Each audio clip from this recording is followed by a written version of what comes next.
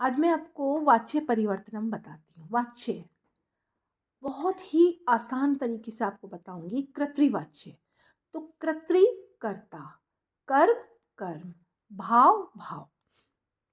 इसमें आप कुछ नहीं है। इसमें कर्तृवाच्य है कर्ता के अनुसार। दो वो होते हैं, सकर्मक और अकर्मक। अब आप कहेंगे सकर्म क्या होता है? जिसमें कर्म होता है। कर्म मतलब राम पढ़ता है, तो राम क्या पढ़ता है? पुस्तक पढ़ता है, तो राम है पुस्तकम पठती। अकर्मक में राम है पढ़ती, राम पढ़ता है। तो इसमें जो है पुस्तकम नहीं है। पुस्तक होता है हमारा कर्म, जो हम कर रहे हैं। क्या कर रहे हैं वो। तो आपका इसमें है राम है पुस्तकम पठती। बिल्कुल सिंपल वाला साधारण अनुवाद आपका कर्तृवाच्य है। अब है कर्मवाच्य। कर्मवाच्य में क्या है? इसमें कर्म में हम प्रथमा विभक्ति लगाते हैं और कर्ता में तृतीया विभक्ति लगाते हैं। तो कर्म में हम प्रथमा विभक्ति लगाते हैं। कैसे? इधर देखिए, ये रहा।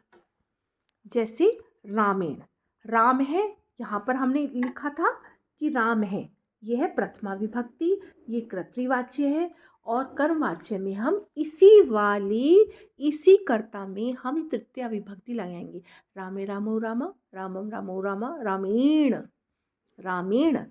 तो रामेण तृतीया विभक्ति हुई। और जो ये है आपका, इसमें हम प्रथमा विभक्ति लगाएंगे। कर्म में हम प्रथमा विभक्ति लगाएंगे, ठीक है।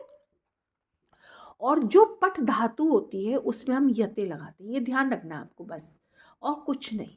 पठ यते, ठीक है। तो रामेण पुस्तकम पठ्यते, राम के द्वारा पुस्तक पढ़ी जाती है। अब भाववाच्य है। भाववाच्य में कर्ता में हम तृतीया विभक्ति लगाते हैं, क्रिया में हम प्रथमा विभक्ति लगाते हैं।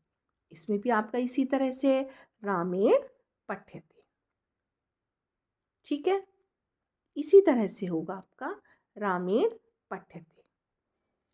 तो रामेण भूयते, रामेण गम्यते। इस तरह से बस आपको ये ध्यान रखना है। इसमें हम साधारण वाक्य, इसमें हम कर्मवाच्य में तृतीया विभक्ति इसमें, और कर्म में हम क्या लगाएंगे? प्रथमा विभक्ति।